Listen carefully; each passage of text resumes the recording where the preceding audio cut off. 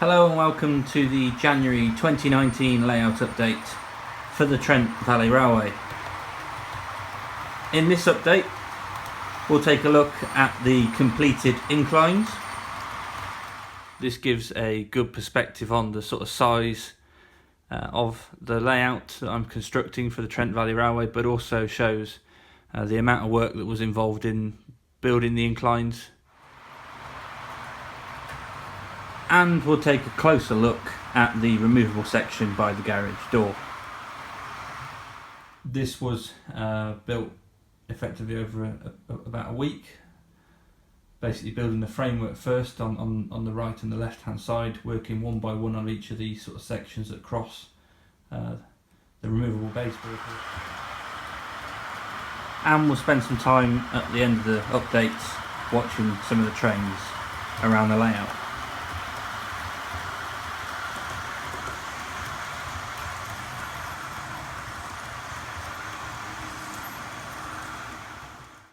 After I uploaded the December layout update, I got going with the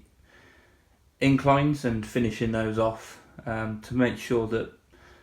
by the new year I could have at least sort of started to run some trains around the layout and test both of the inclines. So both of the inclines,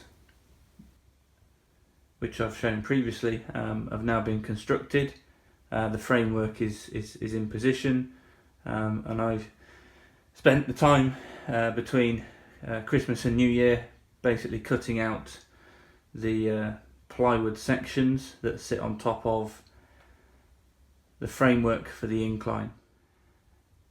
As we look back down towards the rear end of the garage, this gives a good perspective on the sort of size of the layout that I'm constructing for the Trent Valley Railway, but also shows the amount of work that was involved in building the inclines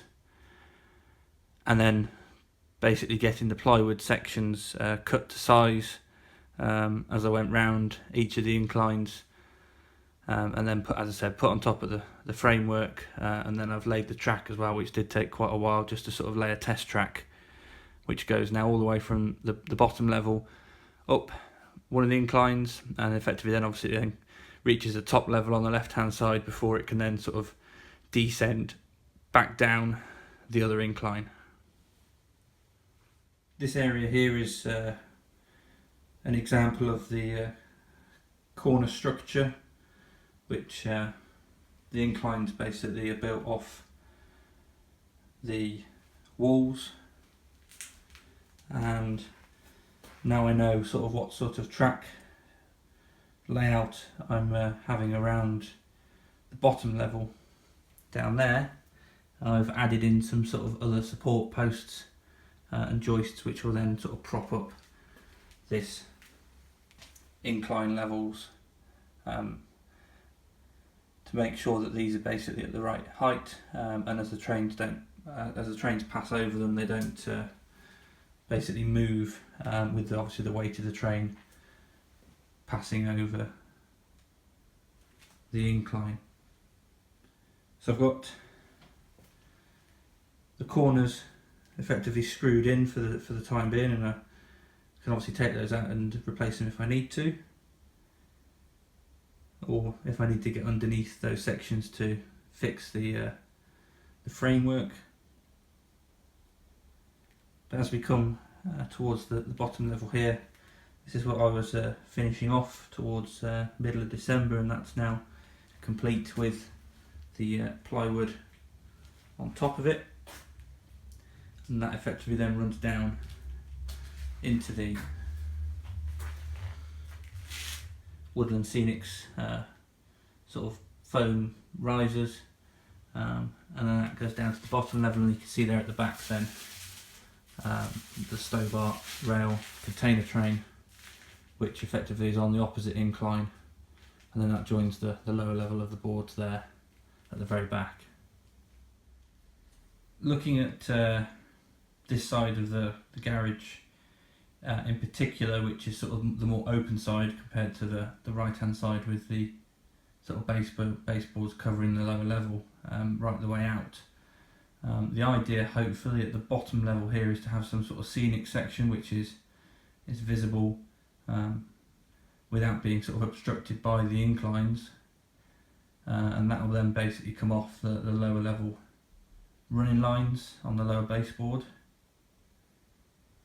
And something else I did as well very quickly to make sure that I get sort of no disasters or any issues with just sort of testing the trains around if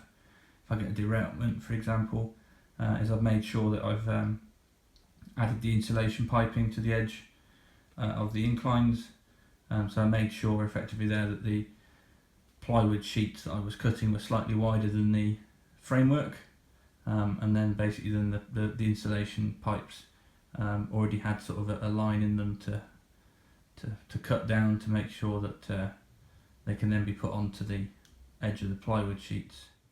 On the opposite side to where we've just been having a look at is effectively then the main fiddle yard area for the storage of the trains here, and this will be underneath the baseboard that you saw earlier on that's basically covering this level, and then you've got effectively the two inclines that are at the very back of this section of the layout, and before they basically curve around to the right and come out into the sort of more open section. Again, you can see in the middle there I've basically utilised the framework from the baseboard level above to basically hang the incline off the sort of middle baseboard up there, and then tie in the inclines into that to make sure again that as the train runs over that section of the incline, the support is there for the incline, so it doesn't start to move when a train runs over that section. Down towards the garage door end, the sort of same is happening, but just to note again, like the other side of the garage, I've made sure that I've put the insulation pipe on the edge of the inclines there, so that effectively if anything was to fall off that incline, it's not going to, because the insulation pipe is above the track level. The other key part of the layout which I've finished constructing the sort of framework and the baseboards for the time being is the removable section. So previously there was just the sort of section at the lower level for the baseboards, which was sat on top of those bolts which lock in the removable section, and this was built effectively over about a week, basically building the framework first on the right and the left hand side, working one by one on each of these sort of sections that cross the removable baseboard here, and effectively there are gaps in between the baseboards which are attached specifically to the baseboard that moves, which is on wheels, and then the framework is effectively then attached also to that removable baseboard, so that this whole section can be taken out as I go in and out of the garage. For the time being, just as it's a test track around at the moment, obviously I'm having to dismantle the track, but in the future those track sections will be powered effectively by the DCC bus wires, which would just be simply plugged in at one of the sides for effectively a plug